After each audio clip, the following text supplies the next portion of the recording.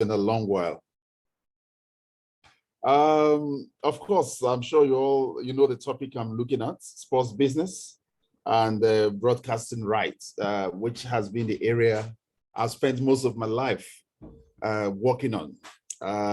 Actually, the first broadcast deal we did was when I was with Minaj after my youth service, when I thought about the idea of buying rights to the Nigerian matches. And then we approached NFF and they referred us to Pamoze. And then we did the first deal between Minaj, NTA, and Nigerian Football Association as it was then. Of course, that has come a long way. Then I was about 21 years old. Everybody thought it was crazy, but today, the world has learned that the business of sports and broadcasting are a very romantic relationship, and it's a win-win for everybody. So today, let's look at why things have not really worked well in that area for Nigeria. First, if you had read the newspapers in the last couple of weeks, you heard the Nigeria Premier League has been shut down or locked. You hear about all kinds of negative stories about corruption here and there, the NFF election hitting up the system. All this is what affects the business environment of sports. So if we have to get it right, I think government needs to take a back seat and allow the private sector, allow the operators, open it up and do the right businesses and help grow the sports. You must realize that all the time you hear Nigerian players leaving Nigeria for a paltry sum of about $1,000. Why don't we have a guaranteed income? You also hear players transfer from Nigerian league to European league for paltry $200,000-300,000, while Ghana they move for about $2 million, $3 million, in Egypt as much as $5 million. So what is it? Is it that we don't have requisite talents? So these are some of the issues that we have to look at. And if we have to grow the business, that is how we want to grow the business. And we have to really keep it up and allow. In the last few years, clubs in Nigeria have not really benefited from transfer of players, even though we're reputed to be about the third or fourth global exporter of players in ranking. But why is it not impacting on the clubs? These are some of the things we really need to look at. Every day we hear players moving from Nigeria, going to European teams, lesser clubs in Africa and what have you. But why is it not impacting? Why are still clubs struggling to pay salaries? These are some of the areas we will look at. But like I said, all the time I like interactive classes. I like to ask questions, people to ask questions, and then of course that elicits some exciting answers on it. So for the business, now let me go to the nitty-gritty. How are sports rights developed? How do we fix sports rights? Of course, most of you know television rights, of course, brings most of the money to most leagues, most sports franchises around the world. But of course, you must do the right thing for you to attract it. For about 9 years, the Super Sports as a group invested in Nigerian League. The body rights paying close to $9 million a year. But after a few years, it didn't really work for the business. Of course, a lot of issues have been raised. People have said, oh, it's corruption, is this. But beyond that, it wasn't impacting on the business. If it impacts on the business, it will be very difficult to leave where people are buying your subscription, people are paying for decoders because they want to watch Nigerian football. The truth is that a lot of Nigerians prefer to watch EPL. But we have to nosedive, do a deep dive and say, why is Nigerians only wanting to watch EPL, not watching the Nigerian league? For some of us, we realize there are very few stars in the local league. And where there are no stars, it is difficult for people to come and watch. If every season players are moving here and there because the clubs cannot retain them, then there's a problem. And of course, this also impacts on the willing broadcaster who wants to buy those rights. So these are some of the things we need to, as a people, look at. So for we buy right because of viewership and we want to make money out of it. So there's also a selfish intent. And a lot of people think EPL is the biggest and the highest paying, because I really want to diverge and look at all the sports. If you look at the most lucrative deal done in right business, it's actually the Indian Premier League, which was sold for about $6.2 billion.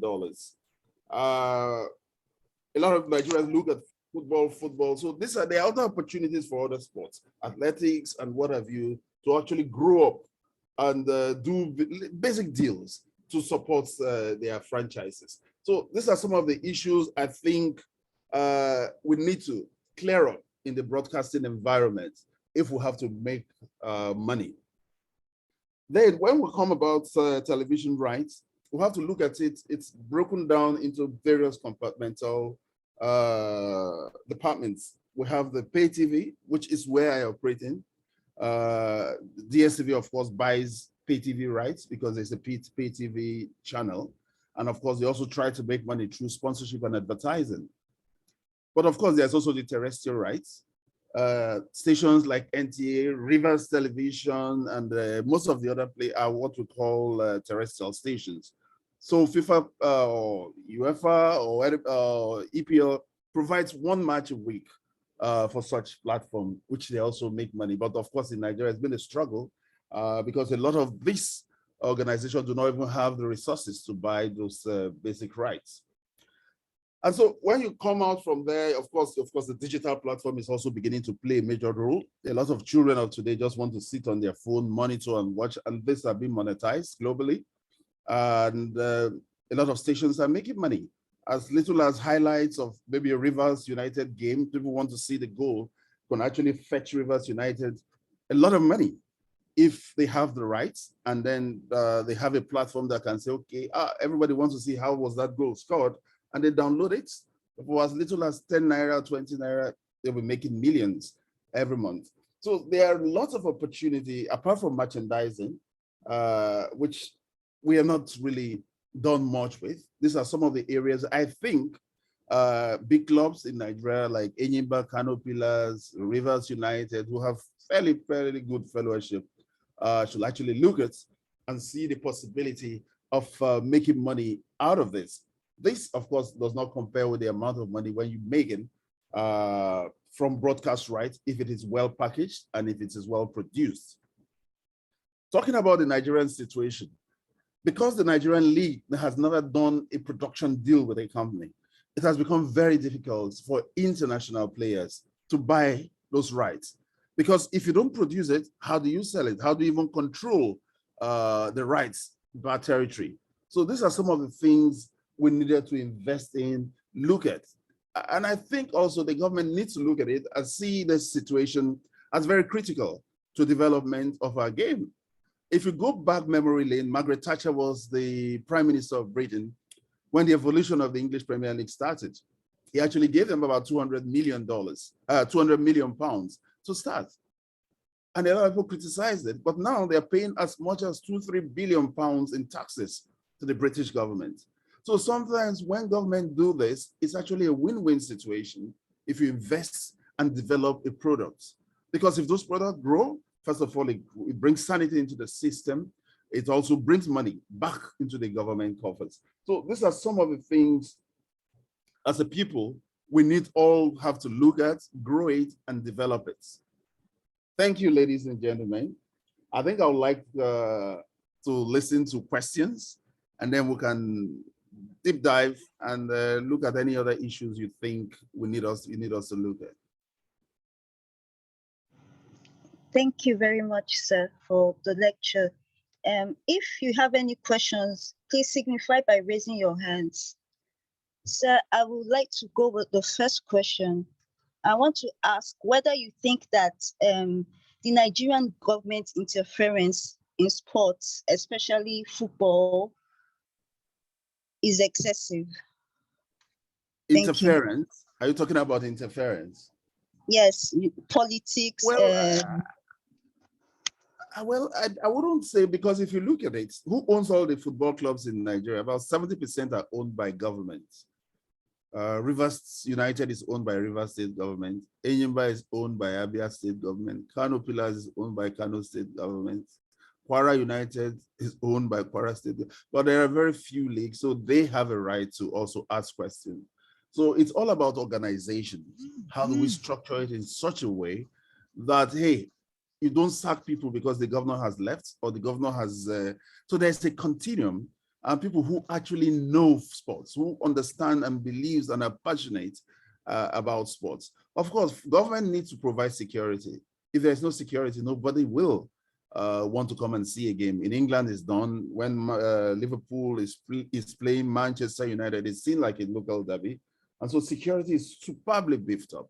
And this also goes a long way and helps in making it attractive for people, tourists and whoever, to attend those games. Thank you very much, sir.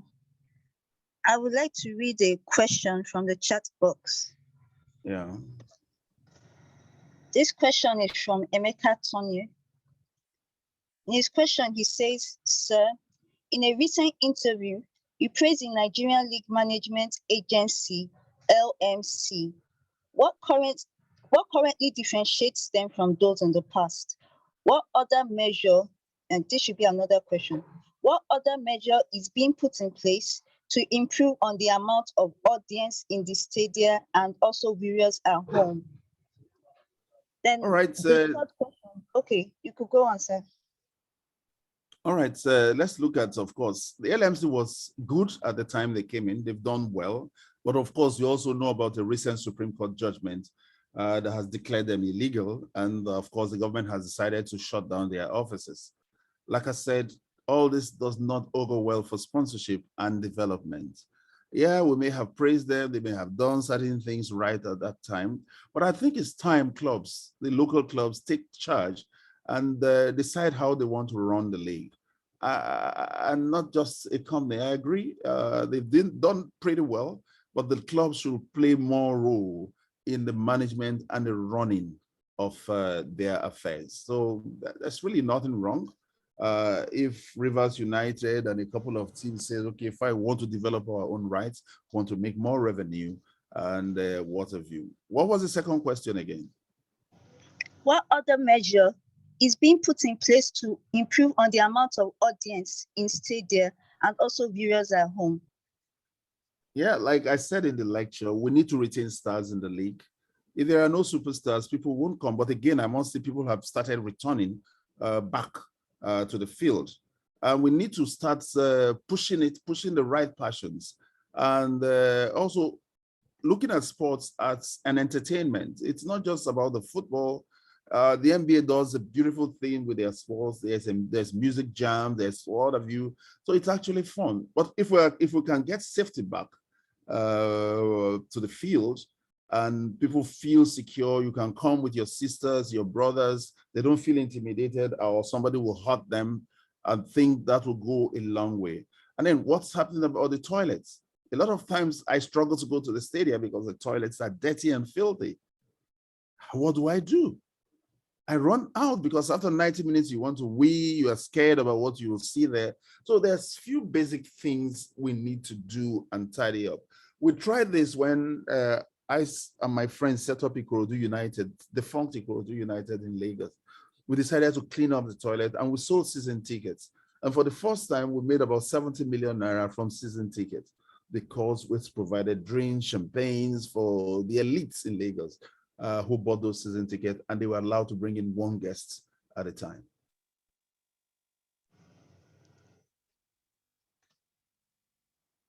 Thank you very much. All right. Yes, sir. Thank you very much, sir. I really appreciate this. Let me read out the third question from Emeka Tonyu. Since the early 2000s era, Enyimba FC of about won 4 continental trophies. The closest we have come is finalists by Heartland in 2009. What do you think is the problem to this continental disappointment so far, and how can it be improved upon this season? Yeah, if I may correct, I think Enyimba won 2 continental trophies. That's back to back. That was the era of Dr. Oju Okalo, who was very passionate and actually funded Enyimba. But like I keep saying, what did Enyimba do with that success in those 2 years? because Enyimba went back to become normal Enyimba. They didn't grow the franchise, they didn't grow the business, the name Enyimba, which had become a household name in Africa. So the advantages were really nothing. But again, like I said, we need to invest, we need to put more money, we need to start recruiting talents. Why are clubs not having feeder teams? Because if you have feeder teams, you'll be able to see young players in the league that will help grow the league and then create affiliation between communities and the club. And I keep asking, what does clubs, players do in their communities? Why are people not following them from where they live? And that's one of the reasons I think players should start living out of camp, especially if they are called professional players, and live in an area with respect, with their families, and people start associating with them. And of course, that will go a long way in attracting people back to the stands to support. Hey, I live in Ikeja, and this young man lives in Ikeja. Guys in our estate, he's playing a match tomorrow. Let's go and support him. We must start building affiliations with communities and people. And I think this will go a long way in helping grow our football franchises, grow attendance and what have you. But again, I think attendance is beginning to return. On the average, the attendance has not been too bad in the last 2 seasons.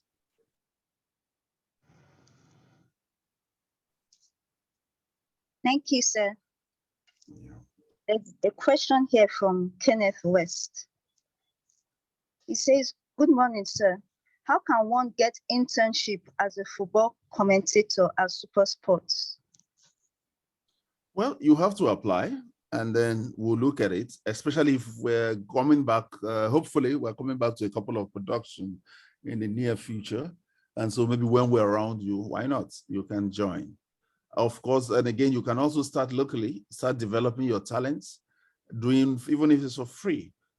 You never know when you will be spotted, because now we've started the pidgin commentaries on Super Sports, and we'll also have to go to local languages as time permits. Thank you, sir. I want to ask another question. In the course of your career, at Super Sports, covering matches, traveling and all that, traveling from place to place. When there's a tournament, you could have so many matches to cover and all that. What has been your greatest challenge so far? Well, to be honest, when I was really on the field covering, Nigeria's security situation wasn't as bad as it is today. I come to Port Harcourt. From Port Harcourt, I go to Yenagoa to cover matches by road. So to me, there was a lot of, it was easy.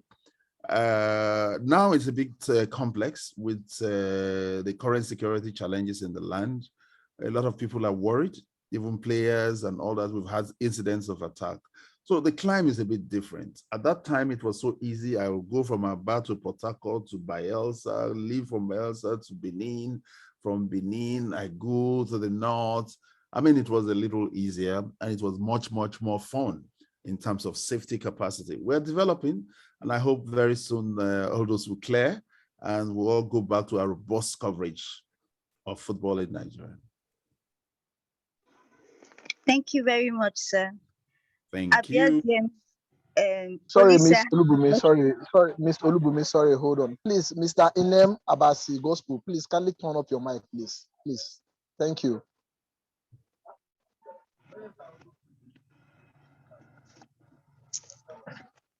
Okay, sir.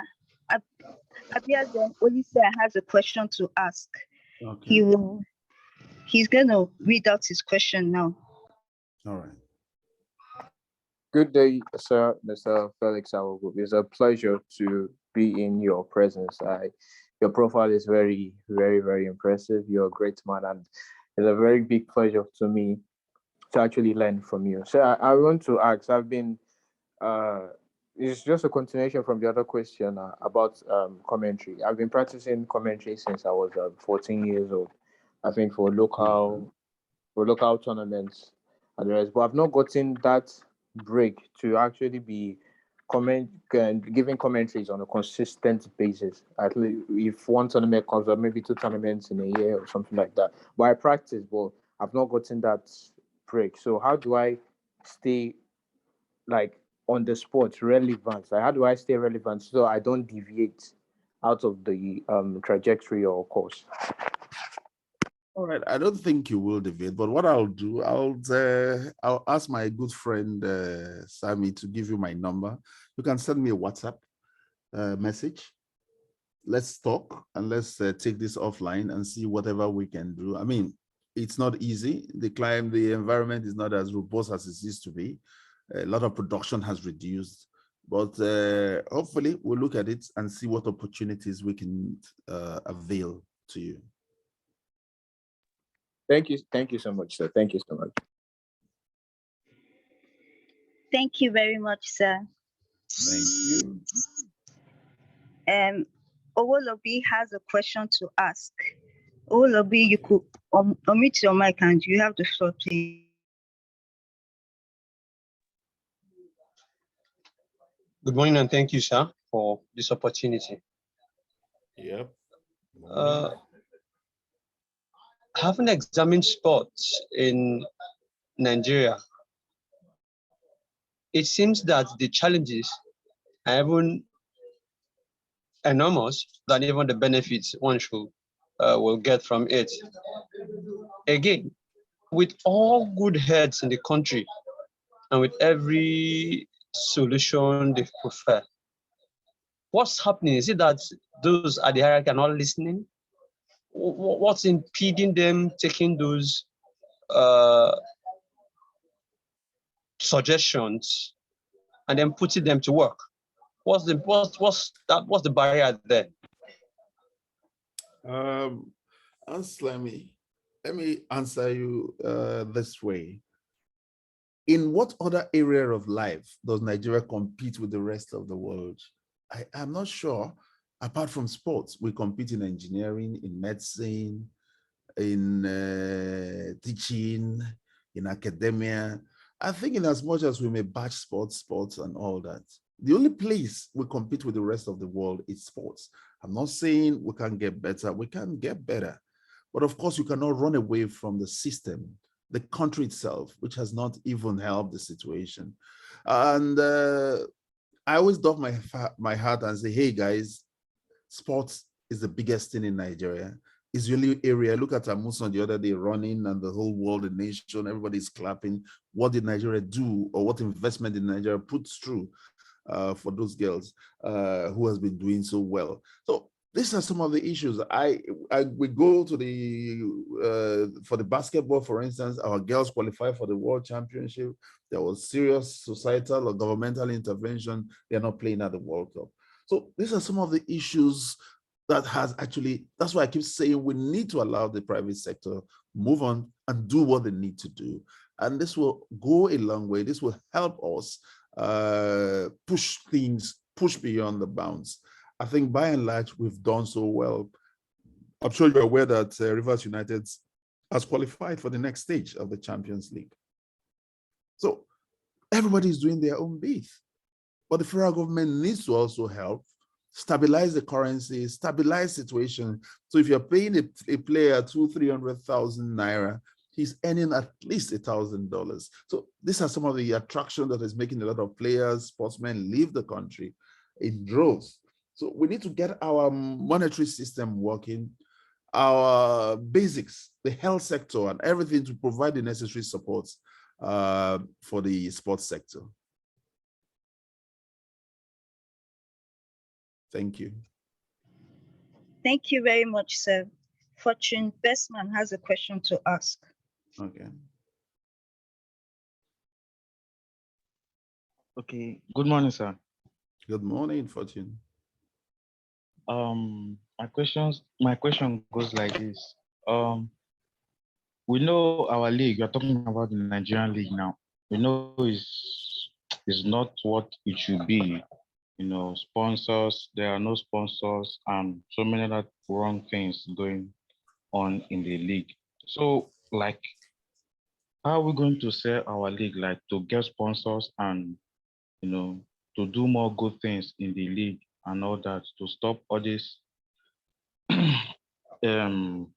acts that are not good in the league that will sell our league and bring our players up to the market for valuable money and all that? Well, Fortune, it's not going to be easy, but then we have to allow the teams to run themselves. We have to allow people do things. And to me, most important thing is fairness, justice, and equity. If the sponsorship of the league is 500 million, let most of the club get the money. The administration in Nigeria seems to get 60% of sponsorship fee, and that doesn't work. It's the teams that are actually supposed to get bulk of the money, and they keep a management fee of 10, 20% just to run the secretariats. So these are some of the things we need to do. When people need to see that whatever you are doing, you are fair and you are doing the right things. Once we get there, I think it will be easy. And there'll be more trust, there'll be more honesty, people will actually come out in large to support and see that things work well. I mean, if we're coming to cover a match and this away rule thing doesn't work well in Nigeria, you bring cameras to cover a match of Kano Pillars, Rivers United in Kano, the home team is uncomfortable, they want to harass you. They forget that in the long run, it is not the 20,000 people that sits on the pitch to watch, it's the millions out there that will see it via television that actually bring the sponsorship to these clubs.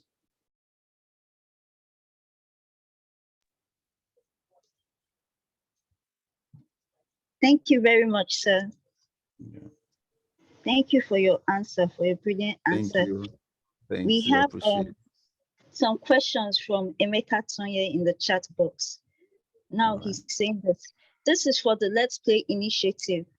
Your company SuperSport has an initiative called Let's Play for Kids, which focuses on just football, and it is aimed at fighting obesity among kids. Sir, I want to know, are there plans of incorporating other sports later in the future to target more kids? No, it's not just about, it's not just about football, it's about sports generally, the Let's Play initiative. We do athletics, we do golf and what have you. Of course, that project is under review now. In the last 7-8 months, we've not gone back to it. Hopefully it will come back and better, and then we can engage more communities with it. Thank you, sir. Let me read the other questions.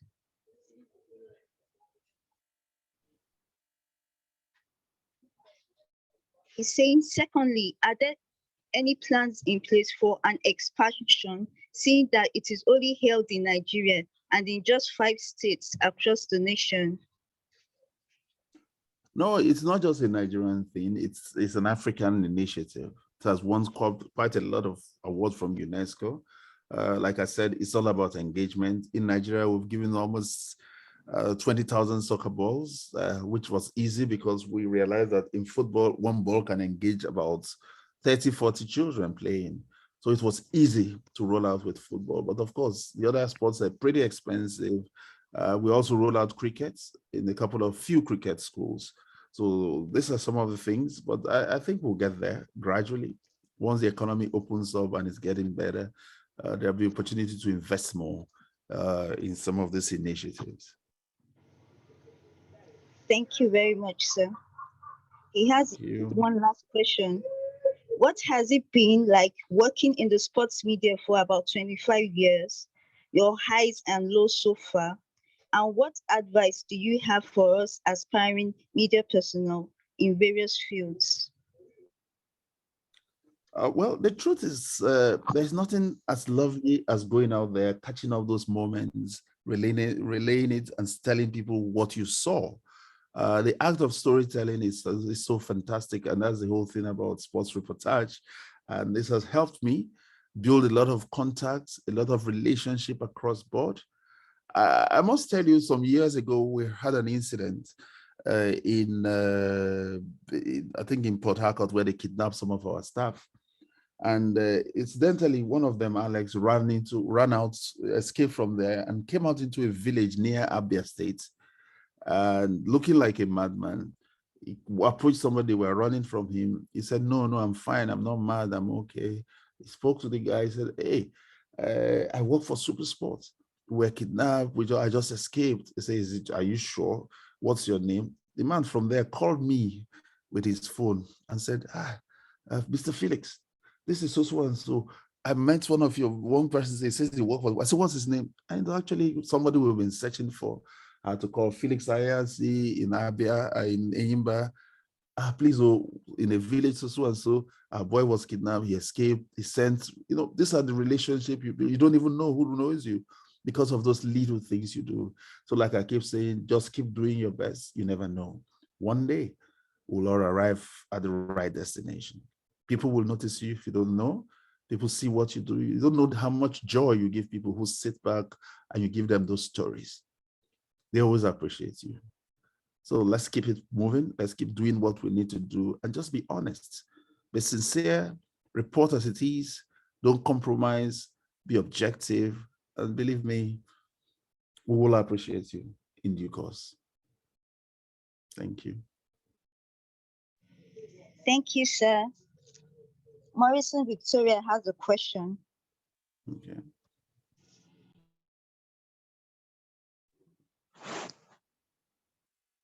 Good morning, sir. Good morning, Morrison. All right. My question is based on what you said about the government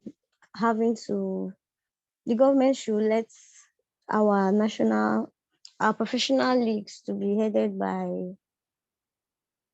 to be privatized rather. So what I'm trying to ask is this: based on the incident that happened earlier to our Super Falconets, where they were stranded at the airport at Turkey. Yeah. According to the General Secretary of Nigeria, his football club and football federation, he said it was a misinformation and misleading reports. It was misleading and misinforming rather. Based on that, I think if it were headed like what you said, if our football leagues were headed by, especially the national team, if they are headed by sponsors and other private firms, I know things like this wouldn't have occurred. If they have any league, if they have a match, they will be there before time, and there will be no incident of them having to miss their flight or anything. But from what we have as a government in this country, so do you think they would let any other firm, or they would let the national team especially to be privatized? Do you think our government will let sponsors to come from all angles to support the system of football? Thank you. First of all, let's also debunk the whole thing. The truth is this: the team was stranded because they missed their connecting flight. Of course, this thing do happen when there's a delay here and there. But of course, we also don't have those bilateral relationship with Turkey that allows you to get access or get visa on arrival when you arrive such countries. So that's what I'm saying, that the bigger governmental issues also affect and impact on whatever you do. So it was a FIFA event. They all came, they crashed out and they were returning home. Unfortunately, when they arrived, the other plane has left. But then they didn't have the requisite visa to allow them into the city. What I had thought, like in most international airports, there are accommodations for people to spend a few hours before they fly. And of course, also the big question is, who was the leader of the delegation? Did they provide him extra funds to manage such exigencies or incidents? So these are some of the things we need to address. And also we need to start trusting our leaders. If you are leading a team, give him some money to hold just in case of emergency. Sometimes things don't work as smoothly as we expect them. So like I said, it's also important the government does the necessary bilateral agreements with other countries that makes it easy. And the next question is, where is the Nigerian ambassador to Turkey? Could he have done anything? And in such incidents, what relationship do we have with the federations in other countries? So we need to start building all those boundaries and relationships. Then these are things we could manage and do better. Sponsorship, private relationship. The NFF is the Secretary General is an appointee of the federation. He's a very good guy. I'm sure it was one of those little lapses that do happen once in a while, but hopefully that should be addressed in the future. Thank you. Thank you very much. Thank you very much, sir. Abiazim Olisa has a question to ask. Yes, sir. Sir, I have two more questions. The first one I want to ask is Nigeria or the Nigeria Professional Football League, are they ready for privatization? Do you believe that? I know there's all this talk of that we should privatize our league and the rest. Do you think our league is ready for privatization? And secondly, sir, your book, Fingers Through a Goalpost, I've not had the opportunity yet to read the book, but I've seen many preambles on the book. I just want you to throw a little light on what the book is about, sir. Thank you, sir. Right. Talking about, I'm not really talking about privatization. It's about commercialization. We should commercialize the league. We should run it properly in order to attract sponsorship and investments. That's the future. That's how it can go. So if we do the right things, of course, sponsorships and what have you will definitely come into the league. Of course, the book, Fingers Through a Goalpost, was basically on sports generally. It dealt with the issue of drug, cheating, and then, of course, the business, the history around sports globally, how it all started and emanated. So basically, that's nutshell. Of course, the book is available on Amazon for those that want to buy. Unfortunately, you guys are a bit too far. I would have sent a few copies to my good friends, Ami, to share to you guys, but maybe it's something we could work out, and I will do that. Thank you, sir. Yeah. Thank you so much, sir. Thank I want you. to read some questions from the chat box.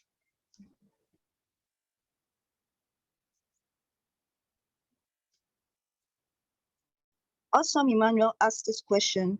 Good morning, sir. We all campaign for privatization of the NPFL, but how feasible is it for private entities to own 20 clubs in the league at this point?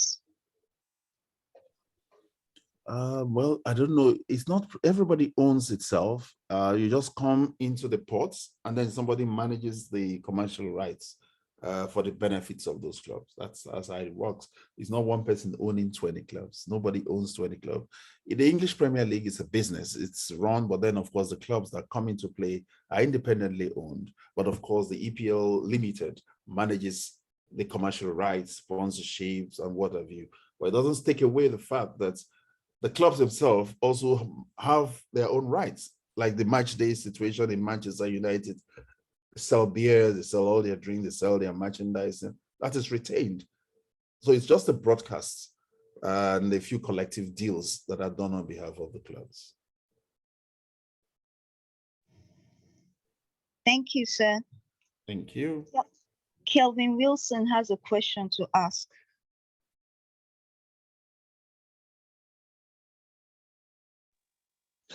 Hello, sir. Good morning, sir. Good morning, Kelvin.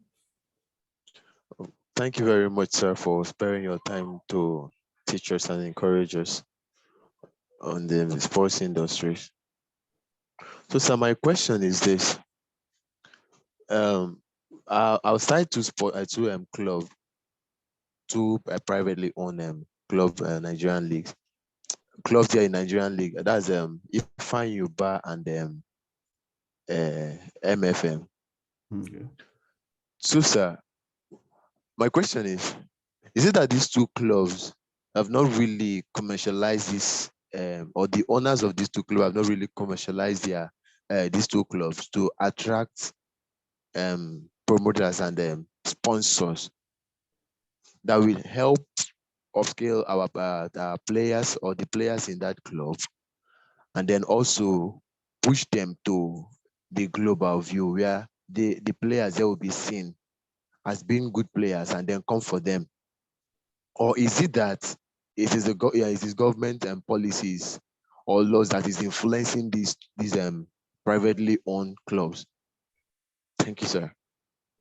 Well, incidentally, the clubs have done their bit. Ifeanyi is, I think, is defunct now. MFM is still there, but I think they're also relegated.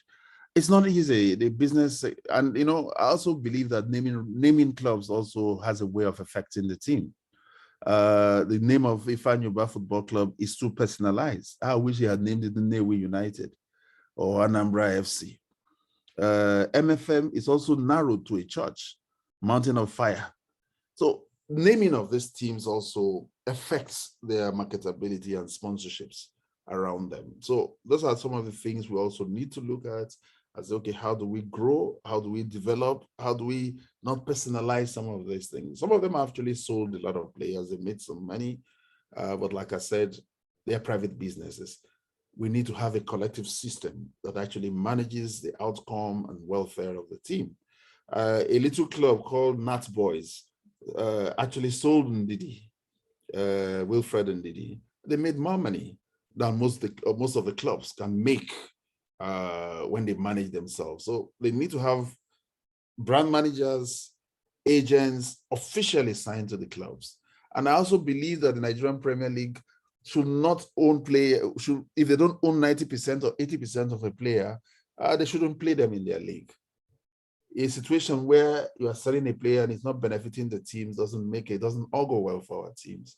And so I think these are some of the regulations Nigerian Football Federation should put in place. I can't expose you to the continent, and then when they buy you, one gentleman pockets all the money. It doesn't help us. Thank you. Thank you, sir. I would like to read another question from the chat box.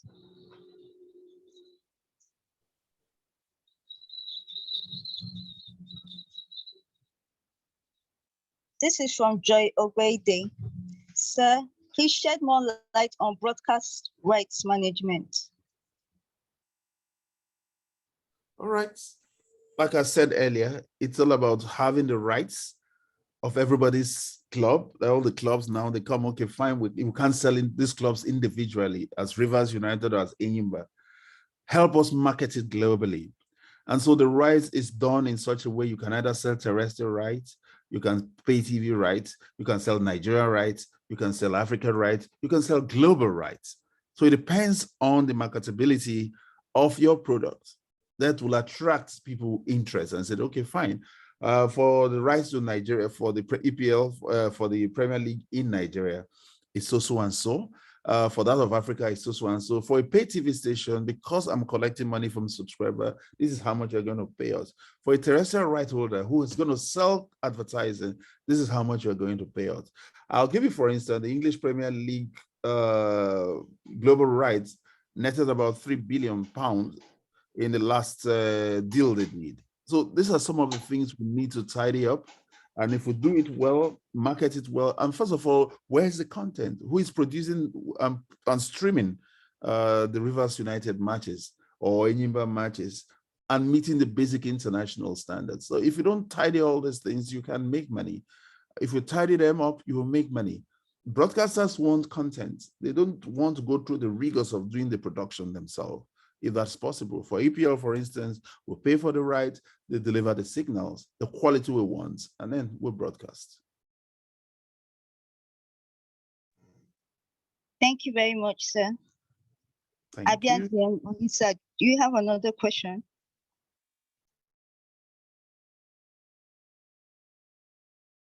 I think this is off, so it's fine. So by and large, I think that is it. Yeah, okay. Yeah, still there.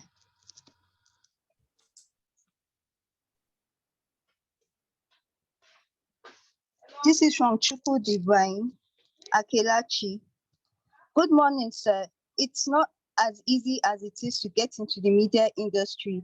I'm a football analyst who wants to go professional, and I look up to Mr. Sami.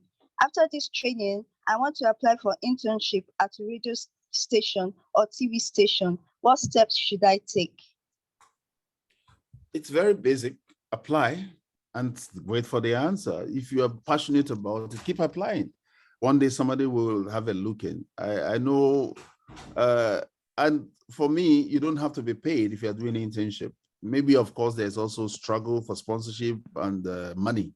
by some of these stations. So if you go and work, believe me, after a while, people see what you do, they'll be able to invest and say, okay, fine, we'll pay for your services because you can do this. So I think people should also learn to go and approach them. Hey guys, I'm going to work. And even if you don't pay me, this is what I want. Thank you, sir. This question is from Chibueze Woku. He says, good morning, sir. Why is it that the Nigerian media are not giving Nigeria players the kind of publicity the Western countries give to their own players? Well, incidentally, because it's available, people see them on TV and they can write about them. I've also believed that for some years that we should actually change the narrative, report more of our local team like they're doing in South Africa, and it's helping grow the league.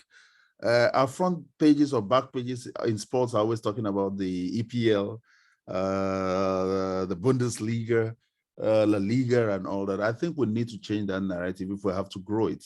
And they did that in Nollywood. That's why, and our music industry, and that's why we have grown.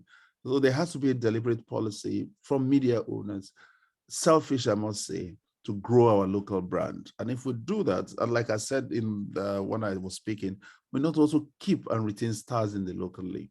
And there should be a deliberate policy of Nigerian Football Federation to at least include 2 players in every Super Eagle engagement in order to grow the local league. If you don't do this, there's nothing to report. So we need to start developing and growing superstars locally and paying them adequately, celebrating when they have done have 1 or 2 milestones.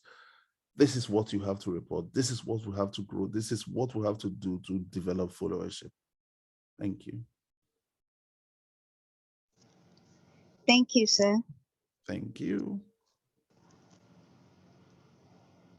I think we've read all the questions for now. All right, thank you. And of course, like I said, it's always a pleasure. And if you guys want to private chat me on any issues, I'm always available to look at it and talk about it. And of course, the climate is great. The environment is going to be better. And the future is going to be great for sports and football in general in Nigeria. So let's hope that you guys will be the next generation of superstars that will all be watching and saying, hey, I know this Morris in Victoria, I know Fortune Bestman, and a whole lot of you doing great things out there for sports in Nigeria. Thank you all and God bless. Thank you very much, sir. We really appreciate your Thank time. you. We appreciate what you've done for sports, not just football, because all the questions we've asked so far for football, but you've invested so much in many other sports. We are really grateful. You've invested in mentorship in mentoring people like us. So we are really grateful. We appreciate you, sir. Thank you. It's a great pleasure, and I wish you all the best, ladies and gentlemen. Although we only have gentlemen in the media. All the best. I would like to ask you for your social media handles, if it's possible for us to follow you. Okay. I'm not so much into the social bodies there, but it's just Felix at Felix Awogu, Felix_Awogu. That's my Twitter handle. So you can, if you want to. And then Felix Awogu on Facebook.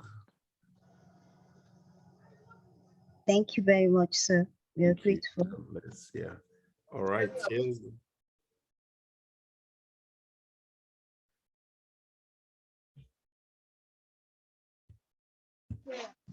Thank you, sir, for this wonderful lecture you just did for us. Thank you. Thank you, my brother. I appreciate it. Gladly appreciate you. Thank you under the handle you just mentioned, and give a very big thank you and do a retreat of. Thank you. God bless, guys. Thank you very much, sir. Thank you, sir, for your time. We really appreciate it. I appreciate it. Bye.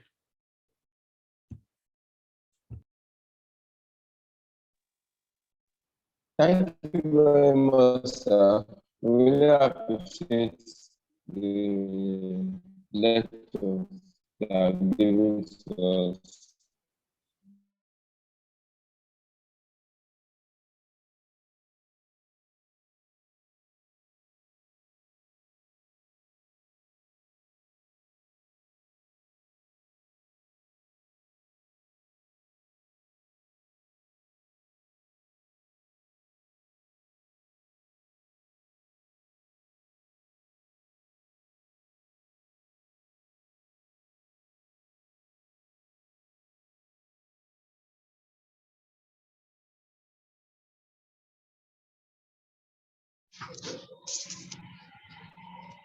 Sorry, I had to mute my mic because there was a bit of noise here.